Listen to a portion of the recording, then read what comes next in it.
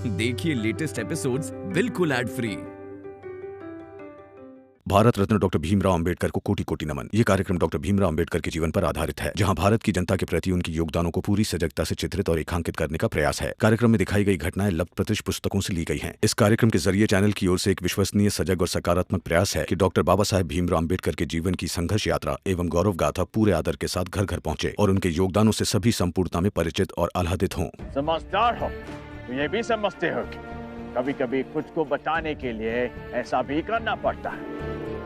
सत्ता जिसके पास होती है वही डिसाइड करता है कि न्याय कब, किसे और कैसे दिया जाए।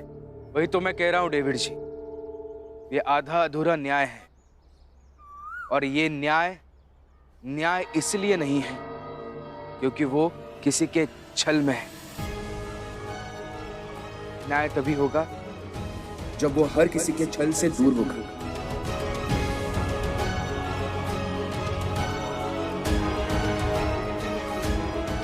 और अभी आपने जो दिया है, ऐसे न्याय का कुछ मतलब नहीं है। भीमराव, जितना न्याय मिला है उतना ही संघर्ष करके भी मिल सकता है, और जो न्याय नहीं मिला वो हमारे जैसे बड़े लोगों के ताकत का असर है। मेरे पास ताकत थी तो मैं बच गया।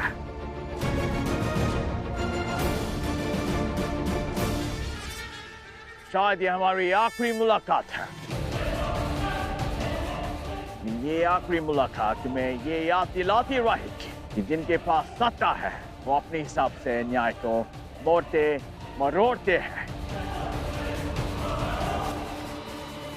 ऐसा भी हो रहा है और ऐसा ही होते रहेगा, हमेशा हमेशा।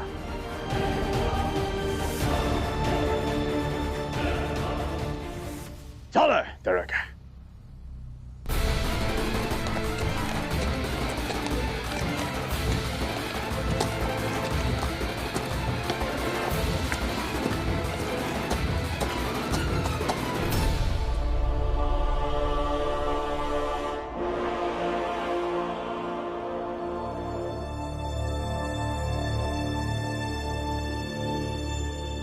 नहीं, ये सब जो हो रहा है वो सही नहीं है।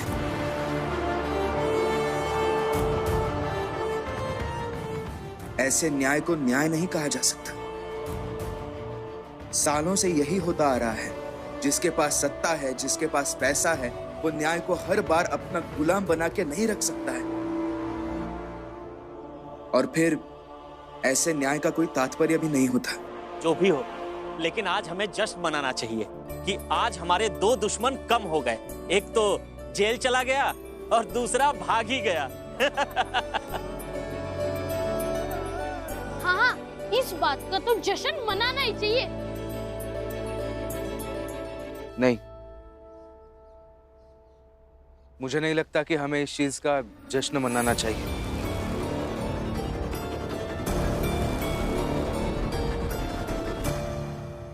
क्यों नहीं मनाना चाहिए? जरूर मनाना चाहिए। किस बात का जश्न मनाओगी रमा?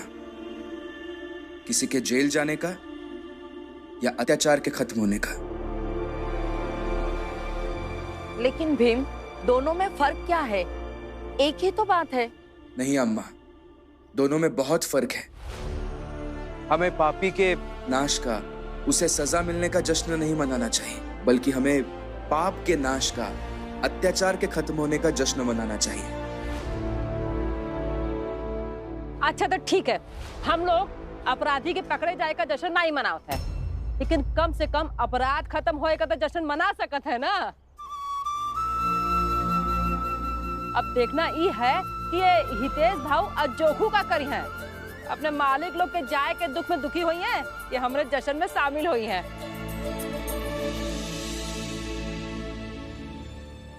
अरे हम इतने बुरे थोड़ी ना हैं जो अपनी ही जात के विरोधी के खात्मे पर जश्न मनाए।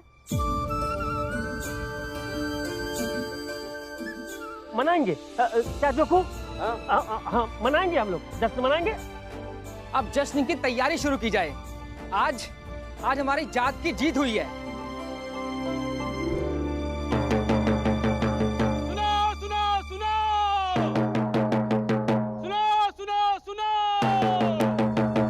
हमारी ऊंची जात की हार हो गई है, इसलिए ऊंची जात के लोगों ने एक सभा बुलाई है। आज रात सभा होगी, हम सबको पहुंचना है, सब लोगों को आना है। सुनो सुनो सुनो, सत्ता जिसके पास होती है वही डिसाइड करता है कि न्याय कब, किसे और कैसे दिया जाए। जिनके पास सत्ता है वो अपने हिसाब से न्याय को मोड़ते मरोड़ते हैं।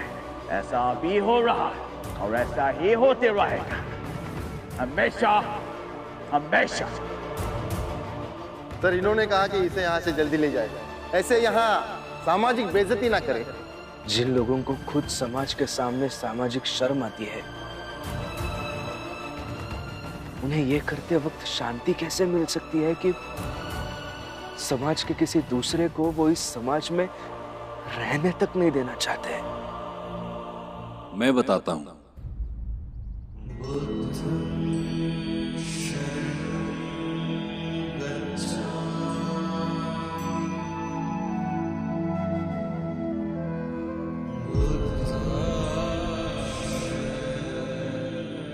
संतुलन।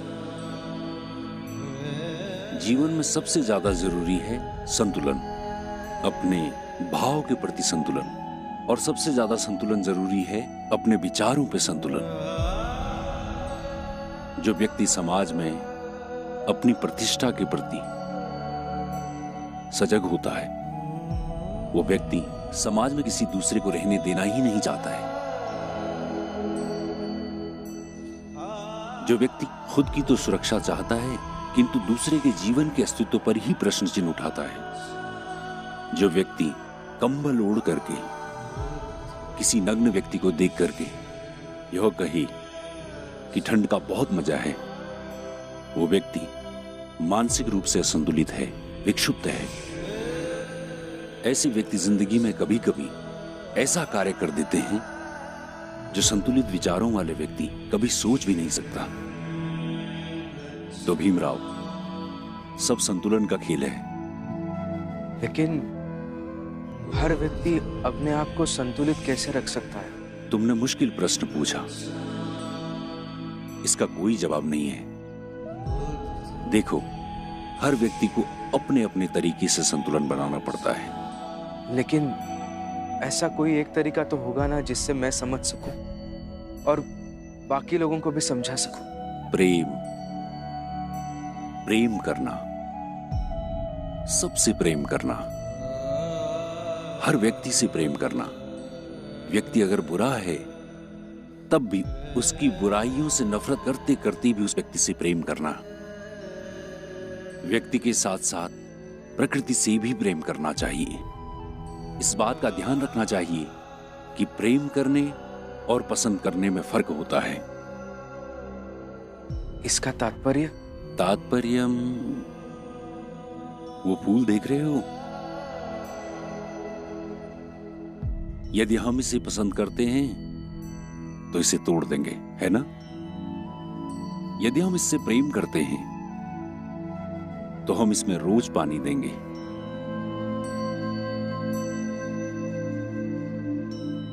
यही फर्क है प्रेम करने और पसंद करने में।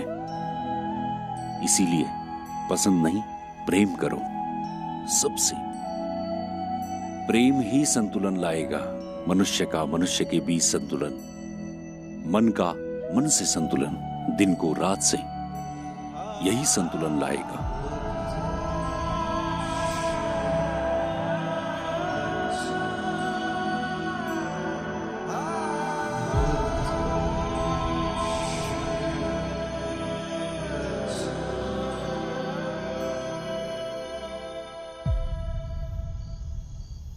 भाइयों, हम सभी ऊंची जाति के लोग हैं और हम सब यहाँ क्यों इकट्ठा हुए हैं इसका अंदाजा आप सभी को है। हमारी जाति के प्रचंड देव और नरोत्तम जोशी का जो हश्र हुआ है वो एक संकेत है।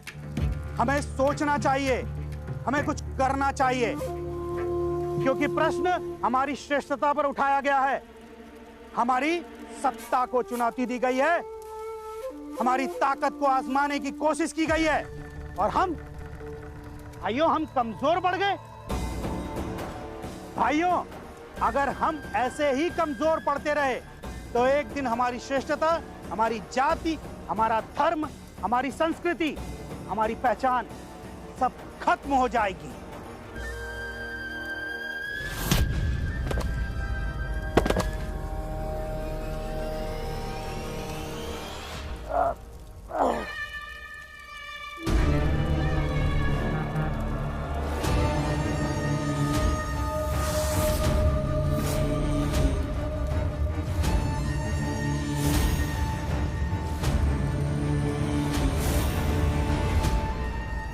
पत्थर क्यों मारा?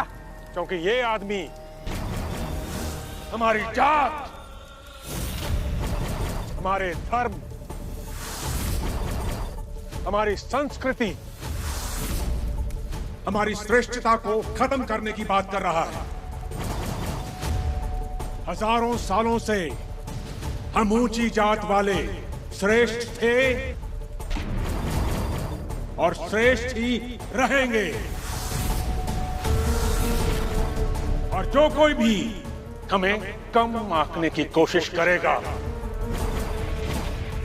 मैं इसी तरह उसके सर पे पत्थर मारता रहूंगा। लेकिन आप है कौन? बताता हूं। हट यहां से।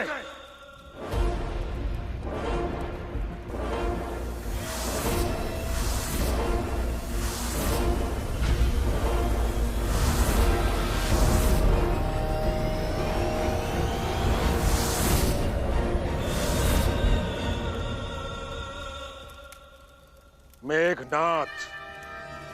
अरे ये तो गिरनार चौपाटी वाले मेघनाथ जी हैं, छोटी जात के दुश्मन। इनका कहना है इस दुनिया को बड़ी जात वाले ही चला सकते हैं और बड़ी जात वाले ही चलाएंगे। बहुत खतरनाक आदमी हैं। इनके डर से इनके मोहल्ले में छोटी जात वाले जाने से घबराते हैं। मैं वही मेघनाथ हूं।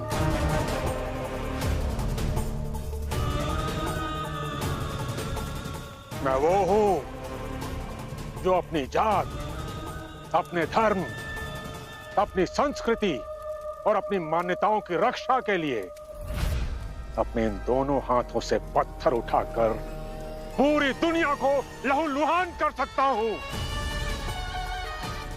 मैं वो हूं जो अपनी जाति की श्रेष्ठता साबित करने के लिए किसी भी हद तक जा सकता हूं। किसी भी हद का अर्थ है किसी भी हद तक। हर हद के आगे का नाम है मेघनाथ।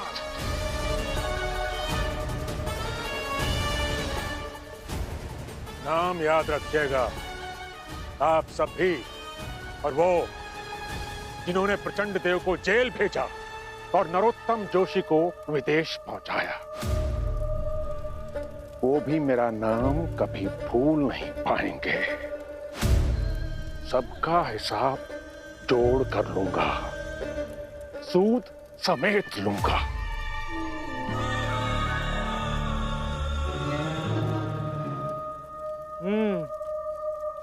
हम यहाँ हमारी जात के एक नेता की तलाश में आए थे जो हमारी जात की प्रतिष्ठा को सर्वोपरि रख सके और भीमराव और उसकी जात वालों को उनकी औकात दिखा सके।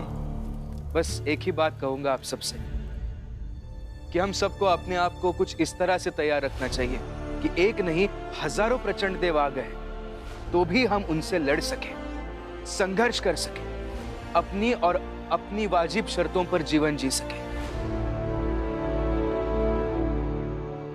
भीमराव जी, पढ़े लिखे हो, इतनी तो समझदारी होनी ही चाहिए कि कहां कैसे क्या बोलना है।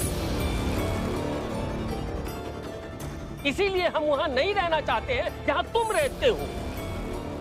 यहां माहौल क्या है? खुशियों का, और यहां भी प्रवचन देने लगे। नहीं हितेश काका, मैं प्रवचन नहीं दे रहा हूं। मैं बस सबको सचेत कर रहा हूं कि एक प्रचंड देव के जेल जाने से या एक नरोत्तम जोशी के भाग जाने से ऊंची जात के वो लोग खत्म नहीं होंगे जो हमेशा हमेशा हमसे नफरत करते हैं।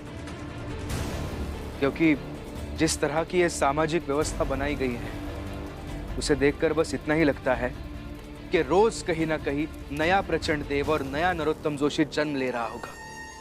मेघनाथ जी जिंदाबाद, मेघनाथ जी जिंदाबाद, मेघनाथ जी जिंदाबाद, मेघनाथ जी जिंदाबाद, मेघनाथ जी जिंदाबाद, मेघनाथ जी जिंदाबाद, मेघनाथ जी जिंदाबाद, मेघनाथ जी जिंदाबाद, मेघनाथ जी जिंदाबाद, मेघनाथ जी।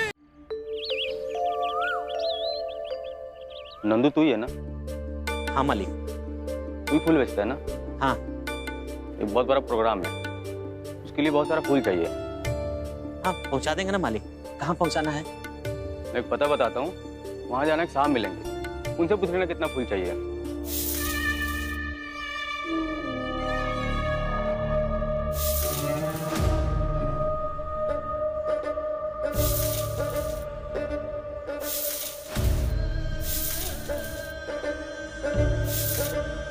प्रणाम मालिक।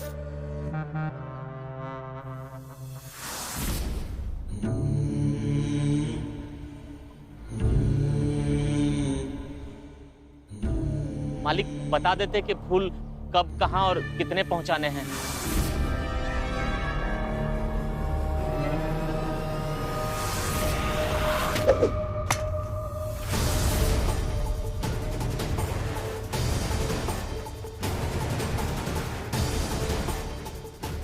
क्या हुआ? अरे डर क्यों गया तू? अरे मैं तुझे मार थोड़ी रहा था, मैं तो झाड़ू रख रहा था वहां पर।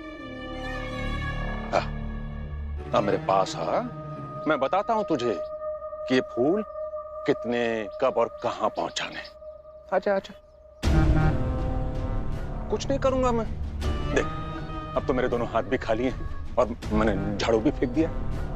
मारूंगा नहीं मैं तुझे। आजा और डर मत, आ मेरे पास।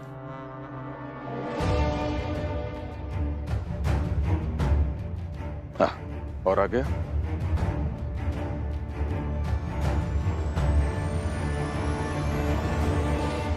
अब बता क्या बोल रहा था तू? बोल,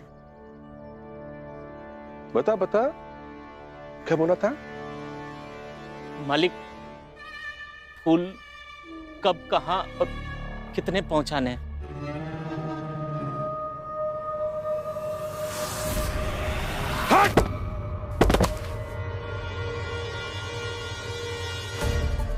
पहले इन फूलों को अच्छे से देख तो ले।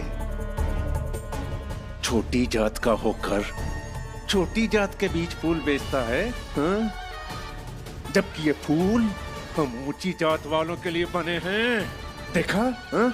अब ध्यान से देख कि ऊंची जात के ये फूल दिखते कैसे हैं।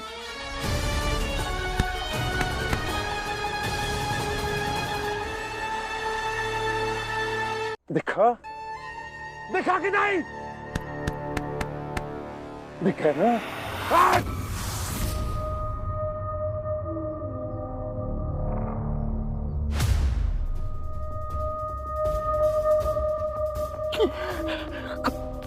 अब इसी हालत में अपनी चाल में वापस जा और अपनी दुकान में रखे फूलों को ध्यान से देख देख और अंतर ढूंढ कि तेरे जैसे छोटी जात के लोगों के फूल दिखते कैसे हैं। और जब तुझे फूलों का अंतर समझ में आ जाएगा ना, तब हम तुझे हम इंसानों के बीच का अंतर समझाएंगे। अरे रे रे रे रे, छी छी छी छी, कितना बड़ा अपराध हो गया मुझसे। अशुद्ध हो गया मैं तो कि किसे छू लिया मैंने।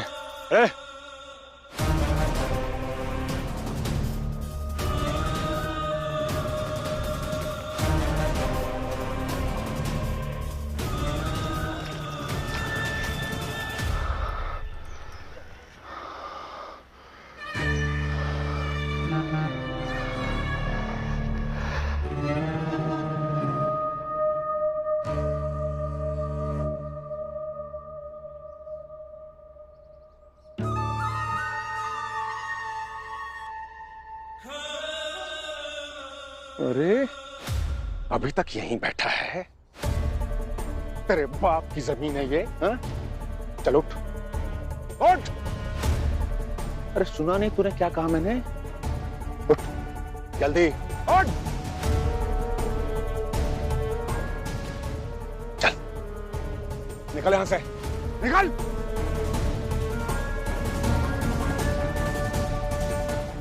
अरसान,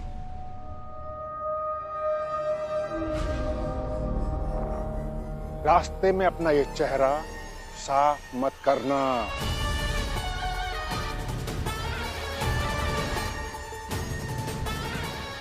नहीं तो अगली बार तेरा चेहरा जमीन में गाड़ देंगे हम।